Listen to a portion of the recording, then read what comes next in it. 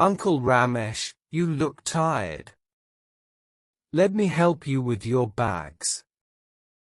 Thank you, Arif. This wooden log is very heavy for me. Uncle Ramesh, you look tired. Let me help you with your bags. Thank you, Arif. This wooden log is very heavy for me. Please give me the bags. I can carry them easily. That will help me a lot. My hands are aching now. Please give me the bags. I can carry them easily. That will help me a lot. My hands are aching now.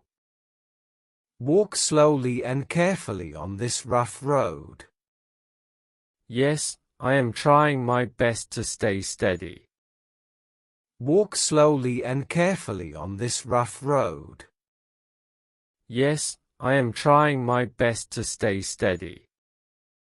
Where is your house, Uncle Ramesh? It is near the banyan tree behind the temple. Where is your house, Uncle Ramesh? It is near the banyan tree behind the temple. That is still a little far from here. Yes, age makes even short walks difficult. That is still a little far from here. Yes, age makes even short walks difficult. We are almost there now. I feel relieved hearing that. We are almost there now. I feel relieved hearing that. Here is your gate. I will place the bags inside.